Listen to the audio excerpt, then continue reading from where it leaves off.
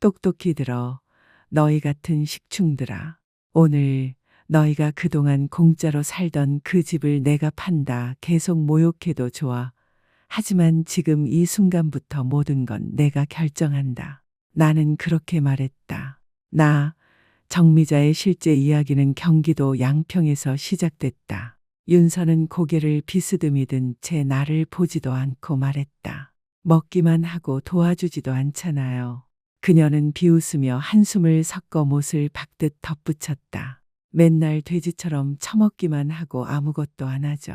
그러고는 어깨를 으쓱하며 명령하듯 낮게 말했다. 나는 그 여자 보모가 아니니까 내가 직접 내쫓기 전에 스스로 알아서 나가라고 하세요. 그 말들 때문에 나는 조용히 떠났고 그들이 살던 집을 팔았다. 그 말들은 칼날처럼 얇고 차가웠고 경고가 아니라 상처를 내려는 의도로 벼려져 있었는데 소박한 식탁 위에 놓인 갈비찜과 푹 퍼져버린 완두콩 반찬 사이로 던져진 돌멩이처럼 정막을 가르며 내려앉아 파문을 키웠다. 내 젓가락은 공중에서 멈췄고 입까지 올라가다 반쯤에서 굳었는데 그렇게 아무 일도 없었다는 듯 시간이 흘렀다. 아들은 고개를 숙인 채 계속 밥을 먹었고 한마디도 하지 않았고 나를 쳐다보지도 않았고 나를 변호하지도 반박하지도 눈 한 번 깜박이지도 않았는데 그 침묵이 윤서의 날선 목소리보다 더 크게 울려 퍼졌다. 맞은편에 앉은 손자 정화는 상황을 다 알기에는 아직 어려 보였지만 공기가 어른들의 분노로 무거워질 때 아이들이 본능적으로 조용해지듯 금세 말문을 닫고 어리둥절한 표정으로 나를 힐끗 보았다. 나는 씹고 삼키고 접시 옆에 젓가락을 조심스레 내려놓았는데 아무 말도 하지 않았고 울지도 않았고 매달리지도 않았고 손마디의 관절염 때문에 걸레질이 얼마나 힘든지 허리 통증 때문에 허리를 굽히는 일이 얼마나 거의 불가능에 가까운지 설명하지도 않았고 손가락이 허락하는 날이면 밥을 하고 빨래를 개던 일들 젊은 날과 중년을 이 집안을 붙들어 메어가며 버텨온 세월을 굳이 상기시키지도 않았는데 나는 그저 조용히 식탁 위 그릇들을 모으기 시작했고 그게 내가 건넨 대답이었으며 소리 지르는 분노도 아니고 눈물로 젖는 항변도 아니었다. 그건 인신공격보다 훨씬 더 쓴 것들을 수없이 삼켜온 사람이 끝내 잃지 않는 조용한 품이었고 그날 밤 나는 손님방이라고 부르기에도 민망한 창고를 개조한 좁은 방에 누웠는데 침대는 하나뿐이고 옷장은 없었으며 창은 너무 높아 밖을 내다볼 수도 없었고 머리맡 천장 선풍기는 한 바퀴 돌 때마다 딸깍 소리를 냈으며 나는 그 소리를 눈으로 쫓듯 바라보다가 오지 않는 잠을 오래 기다렸는데 거실 쪽에서는 윤서와 병철이 낮은 웃음과 잠 부딪히는 소리를 섞어가며 뭔지 알아듣기 힘든 TV 프로그램을 틀어놓고 있었고 손자 정화는 이미 한참 전에 잠들었으며 나는 울지 않았지만 가슴속 어딘가에 더 차갑고 단단한 것이 가라앉는 걸 느꼈고 그것은 한 번의 모욕에서 오는 체념이 아니라 오랜 세월에 걸친 서서히의 속어 끝에서 생긴 조용한 체념이었고 나는 오래전부터 흐려지고 있었으며 오늘 밤은 다만 그 희미한 윤곽선을 더 또렷하게 세워주었을 뿐이라 생각했고 잠이 오지 않고 내 이야기를 들어줄 사람도 없을 때 늙은 여자가 하는 일이라면 늘 그렇듯 뒤를 돌아보는 일뿐이라서 나는 남편이 아팠던 해들을 떠올렸는데 천천히 고통스럽게 그러나 남김없는 품위로 쓰러져 가던 시간을 내가 지켜주었고 속옷을 더럽힌 날엔 내가 직접 빨았고 숟가락을 쥘 수 없던 날엔 내 손이 그의 손이 되어 숟가락을 받쳐주었고 신문 전단지에서 올인 할인 쿠폰과 테이프와 끈으로 집이 무너지지 않도록 붙들어가며 하루하루를 이어붙였으며 병철이 어렸을 적을 생각하면 학용품을 사주려고 동네 세탁소에서 두탕을 뛰었고 밤늦게까지 교복 단추를 달았고 고등학교 졸업식 날에는 표가 모자라 앞자리를 여자친구에게 내주고 나는 맨 뒤에서 서 있었지만 누구보다 큰 소리로 응원했는데 그런데 지금 나는 그저 밥숟가락 하나 더 얻는 존재가 되어 있었고 다음 날 아침 나는 떠나지 않았는데 그건 너무 쉽고 너무 눈에 띄는 선택일 거라 여겨서였고 그래서 남았고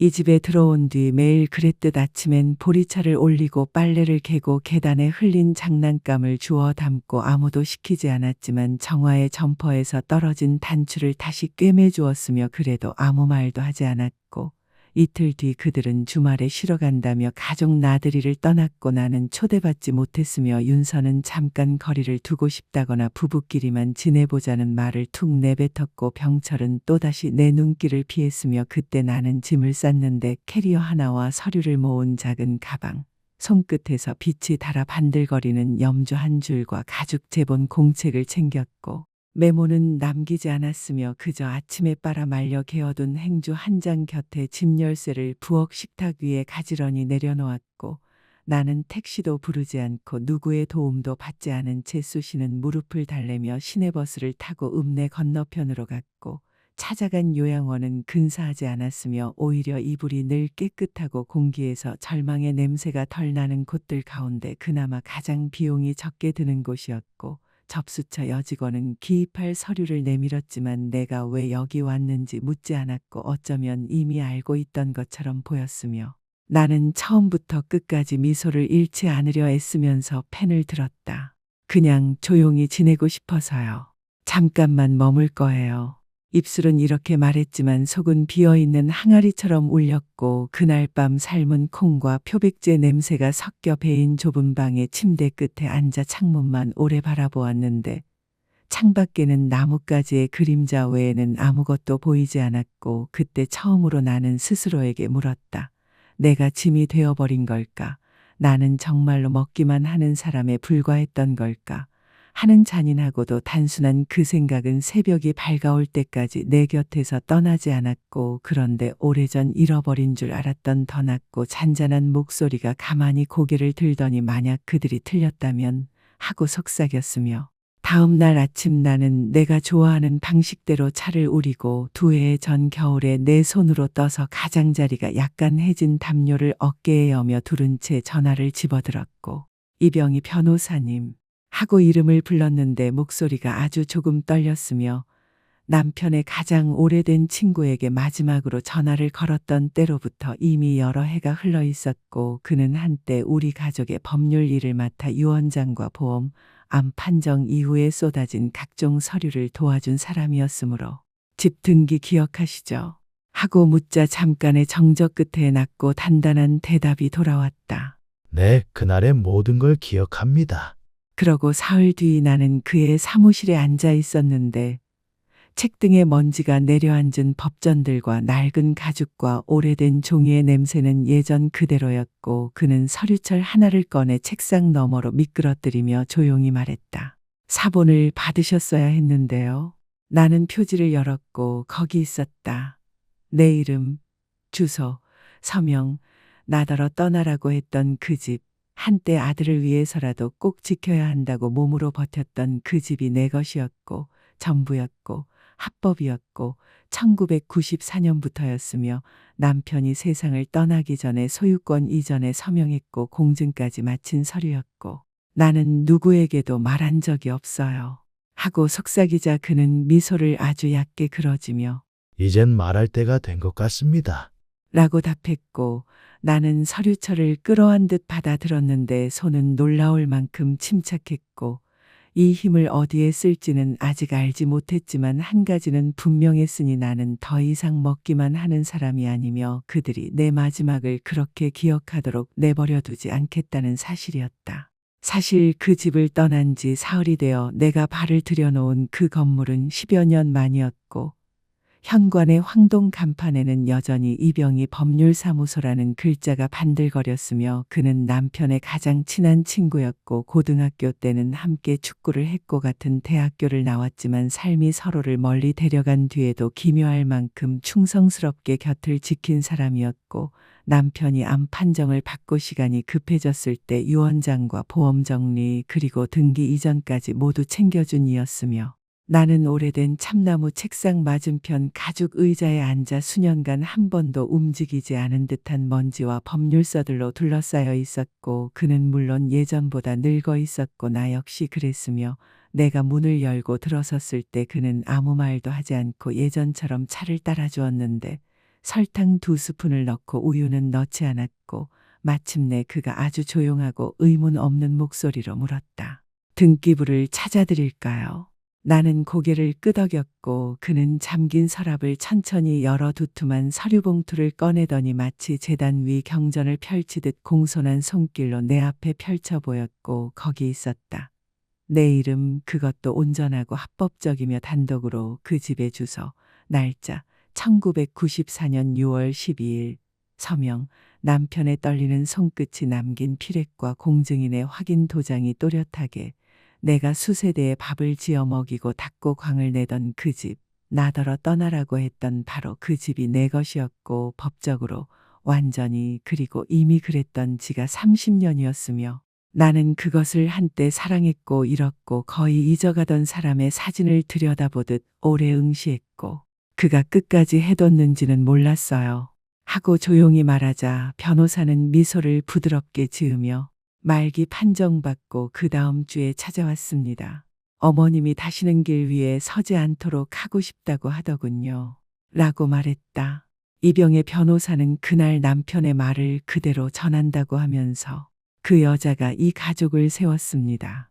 라고 했고 자기 집에 머물게 해달라고 부탁해야 하는 일은 절대로 없어야 합니다.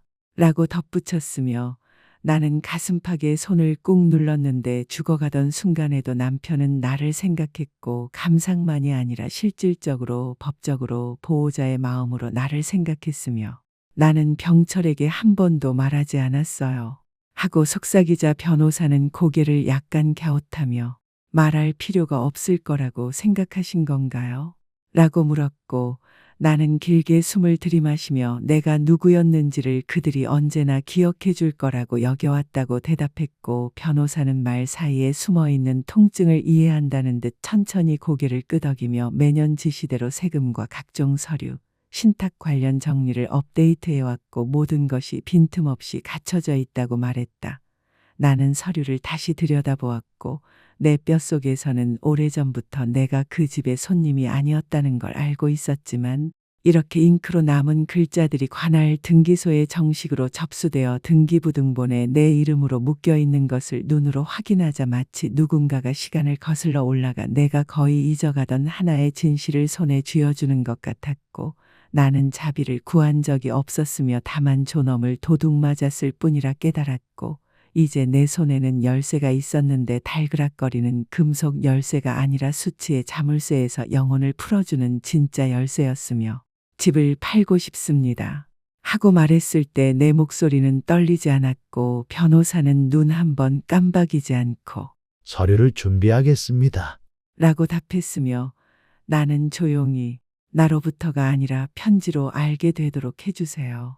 라고 덧붙였고 그는 그마저도 굳이 캐묻지 않았으며 나는 갑오처럼 서류철을 가슴에 꼭 안고 사무실을 나왔고 바깥 공기에는 빗물에 젖은 낙엽과 경유 냄새가 뒤섞여 있었고 버스 한 대가 바람을 가르며 쌩하고 지나갔고 세상은 그대로 흘러가는데 내 안에서는 어떤 것이 분명히 달라져 있었고 분노도 복수도 아닌 균형 같은 것이 제자리를 찾기 시작했으며 수년 동안 나는 그들의 집에서 살아왔다고 믿었지만 사실은 그들이 내 집에서 살아왔다는 진실이 뒤늦게 나를 단단히 붙들었고 그날 밤 나는 요양원으로 돌아가 주방 직원들에게 줄 호두과자 봉지 하나와 복도 끝방에 사는 미경에게 건넬 작은 꽃다발을 사들고 갔고 한때 미경은 눈물을 훔치며 며느리가 자신을 세탁실에서 혼자 밥 먹게 했다고 털어놓았는데 우리는 말없이 차를 나눠 마셨고 미경이 돌아간 뒤 나는 좁은 침대 위에 서류를 펼쳐놓고 존재 자체에 대해 미안해하지 않기로 마음먹은 사람이 문장마다 숨을 불어넣듯 한 줄 한 줄을 읽었으며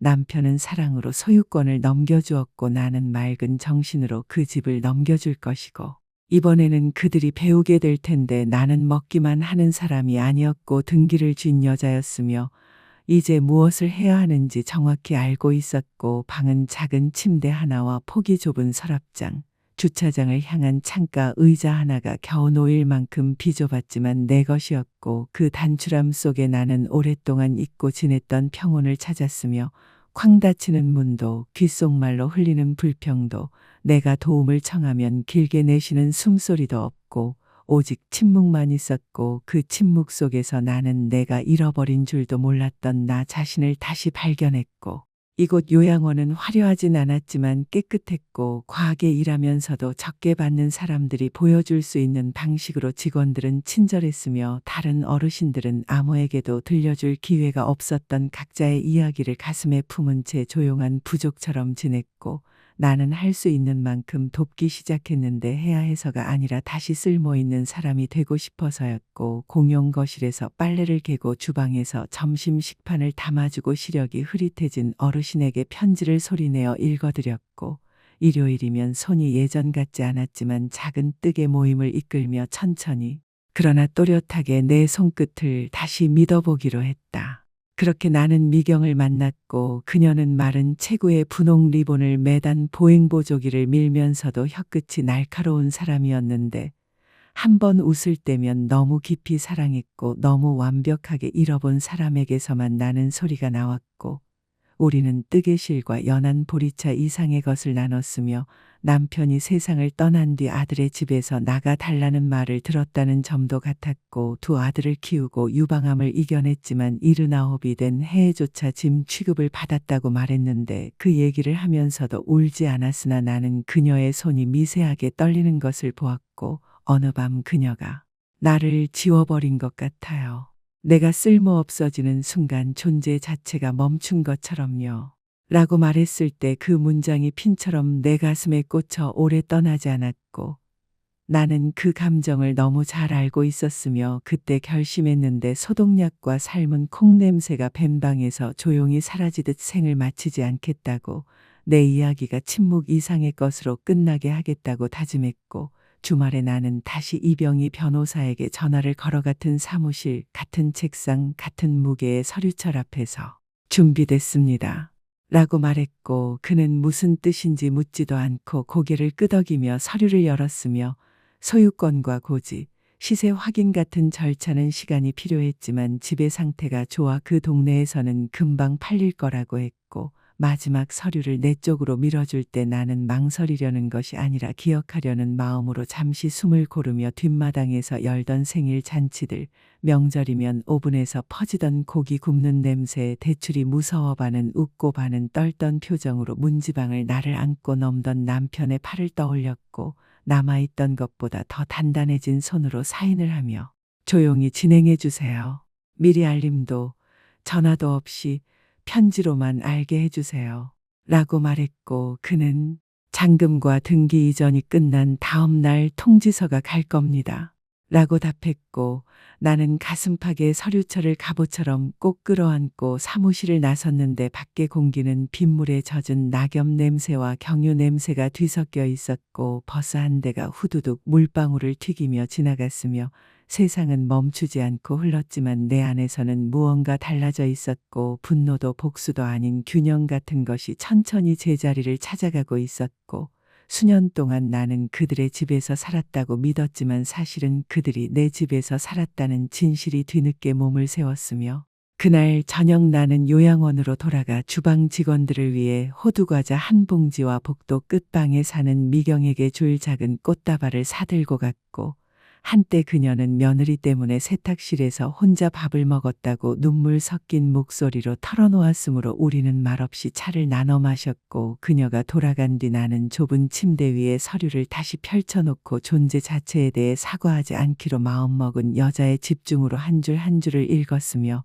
남편은 사랑으로 그 집을 내게 넘겼고 나는 맑은 정신으로 그 집을 넘겨줄 것이며 이번에는 그들이 배우게 될 텐데 나는 먹기만 하는 사람이 아니었고 등기를 쥔 여자였으며 이제 그것을 어떻게 할지 정확히 알고 있었고 방은 작은 침대 하나와 좁은 서랍장, 주차장을 향한 창가 의자 하나가 겨우 놓일 만큼 비좁았지만 내 것이었고 그 단출함 속에 수년 만에 찾아온 평온이 있었고 쾅 닫히는 문도 속삭이듯 흘리는 불평도 내가 도움을 청하면 길게 내쉬는 한숨도 없었고 오직 침묵만 있었으며 그 침묵 속에서 나는 잃어버린 줄도 몰랐던 나 자신을 다시 발견했고 이곳은 화려하지 않았지만 깨끗했고 지나치게 일하고 적게 받는 사람들이 보여줄 수 있는 방식으로 직원들은 친절했으며 다른 어르신들은 누구도 들어주지 않았던 이야기를 가슴에 품은 채 조용한 부족처럼 지냈고 나는 해야해서가 아니라 다시 쓸모 있고 싶어서 공용 거실에서 빨래를 개고 주방에서 점심 식판을 나누고 시력이 흐려진 어르신에게 편지를 읽어드렸으며 일요일이면 손이 예전만 못해도 작은 뜨개 모임을 이끌었고 그렇게 지내던 어느 날 저녁 은빛 마을의 창가에 서서 마당에 불빛이 반짝이는 것을 바라보고 있는데 어딘가에서 미경이 찬송가의 다음 소절을 떠올리려는 듯 콧노래를 흥얼거렸고 내가 느낀 건 승리도 쓴맛도 아닌 고요였으며 이튿날 전화가 다시 울렸고 이번에는 병철이었고 아들은 어린아이처럼 떨리는 목소리로 엄마 하고 속삭이며 우리 다 잃게 생겼어요 라고 말했고 나는 침묵을 지켰고 갈 데가 없어요. 애들도 있고 윤서는 매일 울고 내가 잘못했어요. 말렸어야 했고 뭐라도 했어야 했는데 라고 쏟아내는 말을 끝까지 듣게 한 다음 다 듣고서도 따지거나 꾸짖지 않고 마음속에서 수없이 연습했던 말을 낮게 또렷이 전했다. 내가 내 것에서 빼앗아간 건 없다. 내가 잊었다고 생각했던 것을 나는 그냥 되찾았을 뿐이다. 사랑을 요구하지 않는다. 다만 인정받고 싶다. 한동안 길게 정적이 흐른 뒤 마침내 예상했던 질문이 왔고 되돌릴 방법은 없어? 라고 했으며 나는 그 아이가 들어야 할 진실로 대답했다.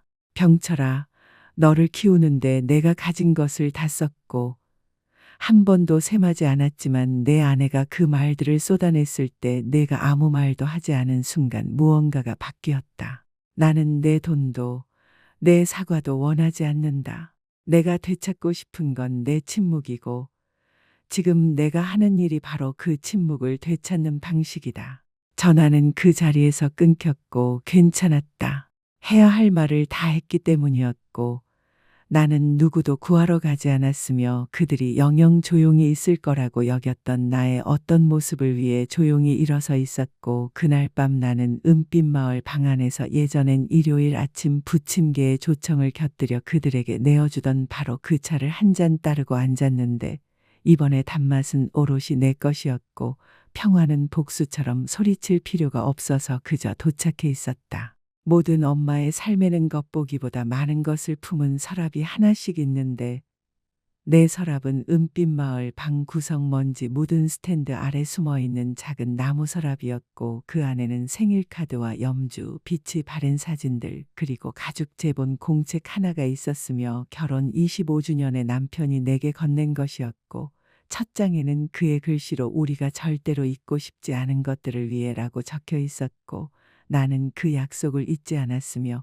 윤서의 목소리가 귓가에서 사라진 그 저녁 나는 생각보다 더 흔들림 없는 손으로 서랍을 열었고 공책에서는 라벤더와 백리향이 은근히 올라왔으며 처음엔 장보기 목록과 반찬 레시피, 예배 시간에 받아 적은 짧은 메모, 감사 인사 엽서를 보내라는 알림을 적어두던 곳이었지만 시간이 흐르면서 소리 없이 자연스럽게 다른 것으로 변했고 원망이나 책망의 장부가 아니라 사랑의 기록, 영수증 한 번 없이 반복해서 내어준 사랑의 장부가 되었고 나는 페이지를 넘겼다.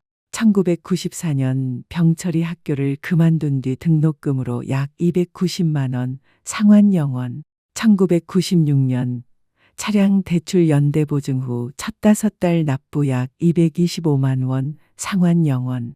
1999년 응급실 비용 병철건. 윤서 보험 쓰지 않겠다고 해서 대신 납부 약 92만 5천 원, 상환영원. 2001년 제대로 신혼여행 다녀오라고 준 결혼 선물 약 625만 원, 상환영원.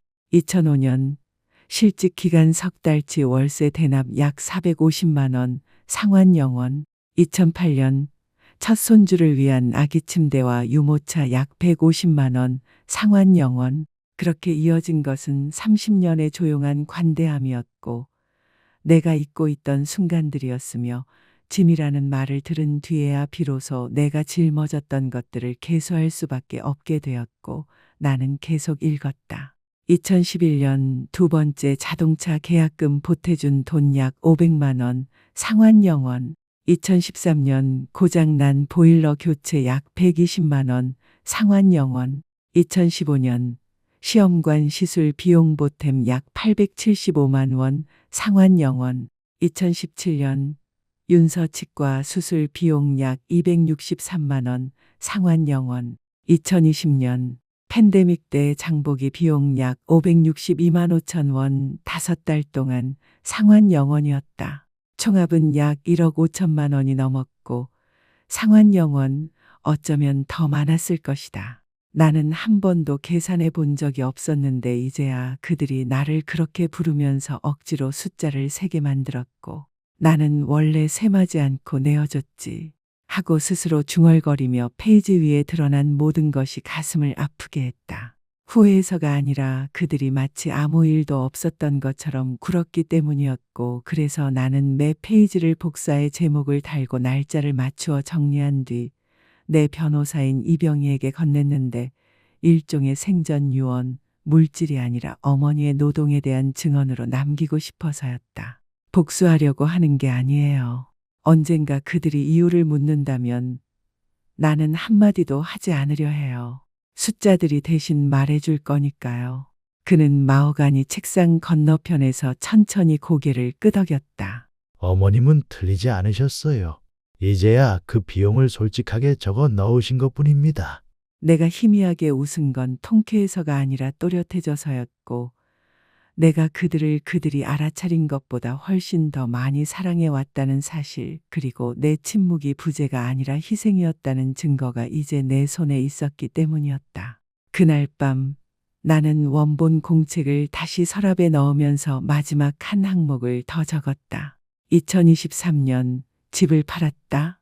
나 같은 여자를 위한 새로운 집을 지었다. 이름은 은빛마을. 가격은 영원. 이자는 영원, 가치는 헤아릴 수 없음. 책을 덮으며 나는 속삭였다. 먹기만 하는 늙은 여자였다고들 생각했겠지. 하지만 내가 그들을 먹여 살렸다. 매일 수십 년 동안 이제야 비로소 나 자신을 먹여 살린다. 집이 팔렸을 때 돈은 승리처럼 느껴지지 않았고 마감처럼 느껴졌으며 나는 여행이나 옷이나 안가품에 쓰지 않았고 그들에게 교훈을 주고 싶지도 않았고 원망보다 더 크게 말하는 무언가를 세우고 싶었기에 살 곳이 아니라 목적을 찾아 나섰다. 읍내 동쪽 끝 작은 건물 하나에서 시작되었는데 내 세대가 사는 낡은 다세대 주택이었고 페인트는 바래고 현관마루는 새 목재가 필요할 만큼 처져 있었지만 뼈대는 좋았고 조용했다. 중개업자는 내가 길을 잃은 사람처럼 보인다고 하며 보통은 어르신들이 실버타운을 찾으시죠. 여긴 고급이 아니에요. 라고 말했다. 저는 고급을 찾는 게 아니라 쓸모를 찾습니다. 그날 바로 계약했고 이름을 붙였다. 은빛마을. 현판 아래에는 나무의 음각으로 한 문장을 더했다. 여기서는 머물기 위해 가치를 증명하지 않아도 된다. 나는 이곳이 단순한 쉼터가 아니라 폭탄처럼 작동하길 바랐고 나 같은 여자들, 미경 같은 이들, 짐 취급을 받으며 보이지 않게 밀려난 수많은 어르신들을 위한 장소가 되길 바랐다. 몇 주에 걸쳐 집을 정비했고 동네 설비 기사를 불러 손을 보았는데 그도 어머니가 요양원에 계셨다고 했고 이 집의 쓰임을 알자 주말엔 무료로 도와주었다. 좋은 걸 만들고 계시네요. 요즘 참 보기 드문데요. 우리는 벽을 칠하고 오래된 욕조들을 텃밭 화분으로 바꾸어 허브를 심고 가격표 대신 온기를 기준으로 방을 채웠으며 폭신한 의자와 좋은 조명, 늘 기 모르는 주전자를 준비해 두었다. 나는 첫 입주자로 미경을 초대했고 그녀는 문턱을 넘으며 울었다. 날 잊지 않았네요. 그럴 리가요. 잊힌 사람들을 우리는 기억해요. 시간이 흐르며 세 사람이 더 들어왔다. 눈가의 주름마다 이야기가 새겨진 여자들이었고 어떤 이는 자식에게서 쫓겨났고 어떤 이는 사랑한 모든 일을 먼저 떠나보냈다.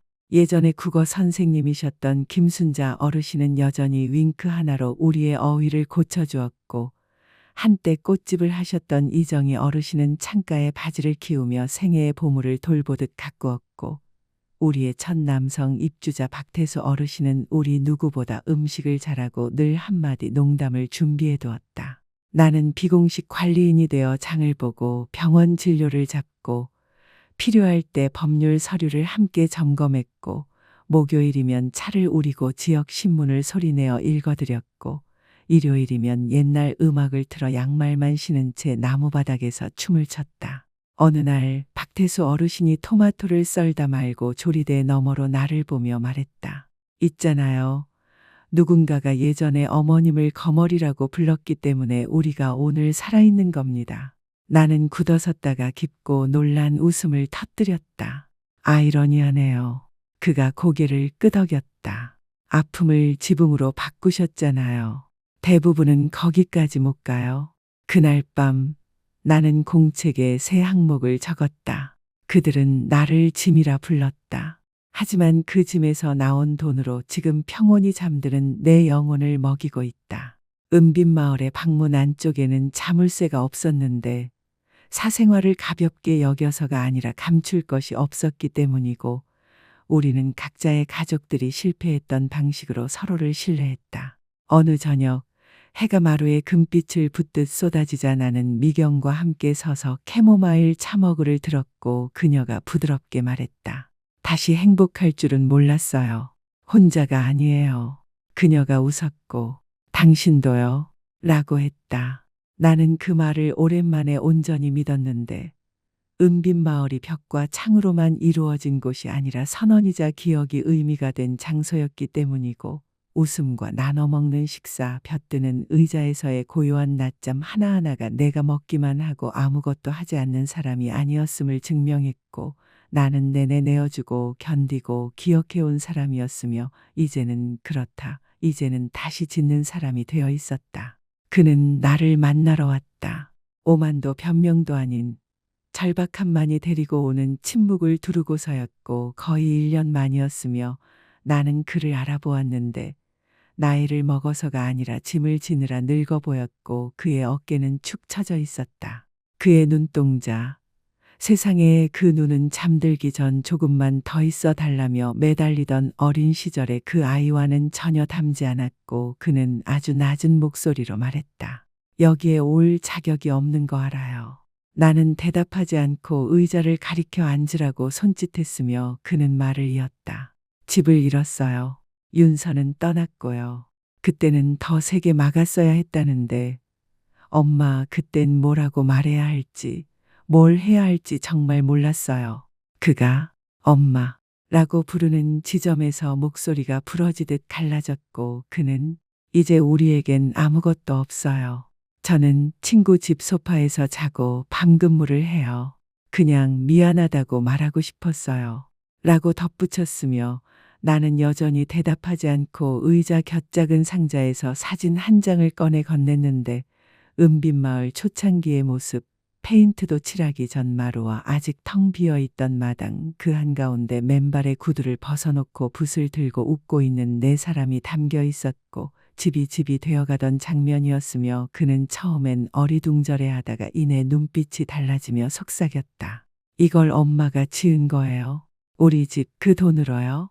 나는 고개를 끄덕였고, 그는 또 물었다. 그 돈 엄마를 위해 쓰진 않았어요. 나는 고개를 저었다. 자라나는데 쓰였지. 그가 사진과 나 사이를 번갈아 보며 왜요? 라고 묻자 나는 마침내 입을 열었다. 나는 4살을 한 해 먹었고 너는 4살을 30해 먹었다. 나는 그 이자를 아주 조금만 거두는 중이야. 그의 입술이 열렸다가 닫혔고 말은 나오지 않았으며 나는 일어나 섰는데 예전보다 다리가 더 아팠지만 허리는 곧게 세웠고 그는 한참 만에 말했다. 상처 주려고 온 건 아니에요. 알아. 고맙다고 말하고 싶었어요. 그동안 한 번도 못했던 모든 것들에. 나는 그의 턱수염 자란 자국과 젊음이 한때 매만져 숨겼던 근심의 주름들을 살폈고 말했다. 내가 아직 알아야 할 게 있어. 그가 기다리듯 나를 보았고 나는 갚음을 원한 적이 없어. 필요한 건 존중이었고, 내가 느려졌다고 해서 내 세월이 지워지지 않았다는 확인이었고, 한때 내 열난 이마를 받쳐들던 이 손이 떨린다고 갑자기 쓸모 없어지지 않는다는 사실이었어. 라고 했다. 그가 시선을 떨구며 속삭였다. 엄마가 어떤 사람이었는지 잊었어요. 아니, 너는 너무 늦게야 기억해냈지. 잠시 침묵이 있었고 그가 다시 물었다. 제가 도와도 될까요? 집일도 다른 어르신들도. 나는 고개를 저었다. 이곳이 필요한 건 내 죄책감이 아니야. 내 성장이지. 더 잘 살아. 더 잘 사랑해. 그게 내가 준 걸 기리는 방법이야. 그가 천천히 고개를 끄덕이며 일어서자 나는 상자에서 다시 한 장을 꺼내 건넸는데 은빛마을의 것이 아니라 내 미래를 위한 등기의 사본, 그러나 아무것도 적히지 않은 빈장이었고, 여길 채워 내가 떳떳하다고 말할 수 있는 것들로. 라고 말하자 그는 금처럼 소중히 받아들며 말했다. 그럴게요.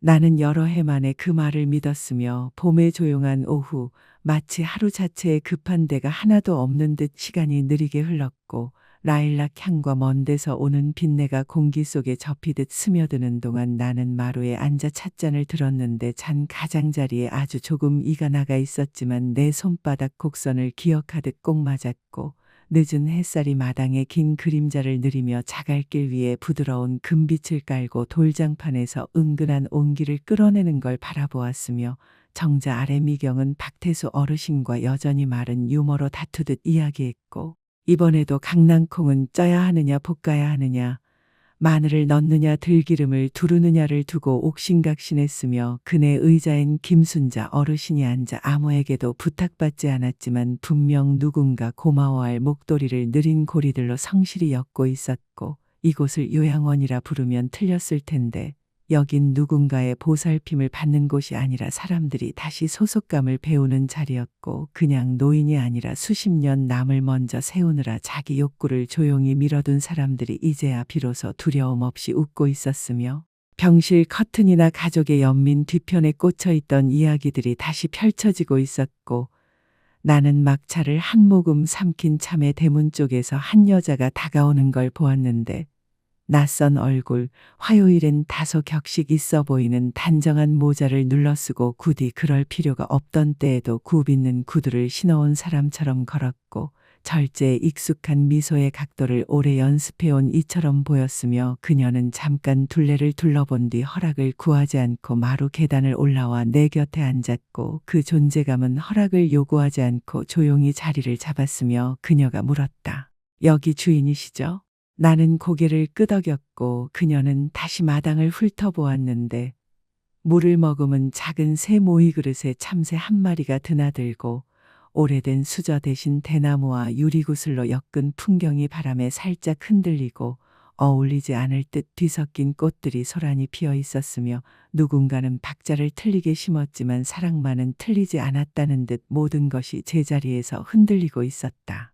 그녀는 마치 고백하듯 여긴 자유로워 보여요. 라고 말했고, 곧 내 얼굴에 주름이며 더는 숨기지 않으려 드러난 손끝의 떨림, 한때 세 식구의 무게를 올려놓고도 견디던 어깨의 부드러움을 찬찬히 살피더니 공손한 호기심을 두른 목소리로 왜 자식들과 함께 살지 않으세요? 라고 물었는데, 나는 바로 답하지 않고 오후의 정적 속에 꽃가루처럼 가벼운 질문을 떠오르게 두었고, 숨쉬게 두었고, 그러다 미소를 지으며 예전엔 그랬어요. 라고 말했고, 하지만 여긴 내가 필요해서 있는 곳이지 억지로 참아주는 곳이 아니에요. 여기선 밥 먹을 자격을 증명하라고 바닥을 닦게 하지도 않고, 살아있다는 이유로 사과하라고 기대하지도 않아요.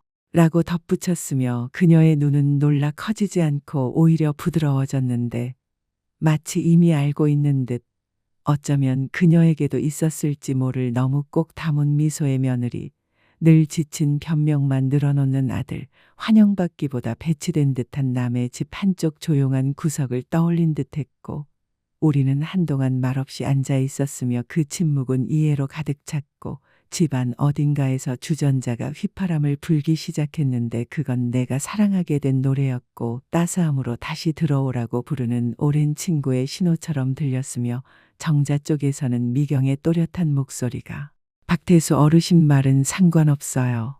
난 강낭콩을 삶느니 차라리 죽겠어요. 라고 울려 퍼졌고 박태수 어르신의 웃음이 마당을 굴러가듯 따라갔고 김순자 어르신은 눈도 들지 않은 채 턱으로만 웃음을 보탰으며 내 옆에 여자는 이번에는 진짜 미소를 지었는데 눈에서부터 시작되는 미소였고 그녀가 낮게 이제 알 것 같아요. 라고 말하자 나는 차를 한 모금 머금고 고개를 끄덕이며 모든 싸움에서 이길 필요는 없어요. 어떤 때는 그저 걸어 나오는 일이 가장 큰 소리가 되니까요.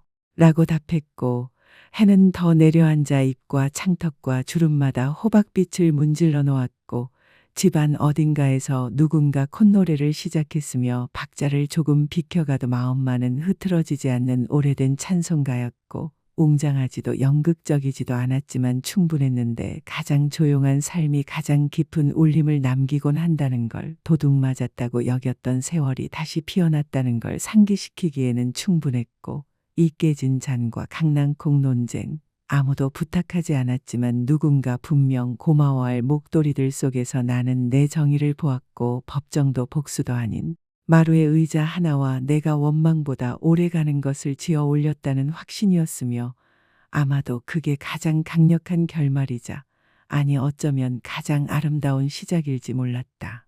만약 너를 짐이라 부른 소리를 들어본 적이 있다면 집안을 조용히 지키려고 침묵을 택해본 적이 있다면 쓸모가 끝났다는 이유로 내 가치가 끝났다고 느낀 적이 있다면 들어라. 너는 혼자가 아니다. 나는 전에 들은 이야기를 하는 게 아니고 남의 일을 다시 말하는 것도 아니며 나는 경기도 양평의 엄마이고 이 일을 온몸으로 겪었다.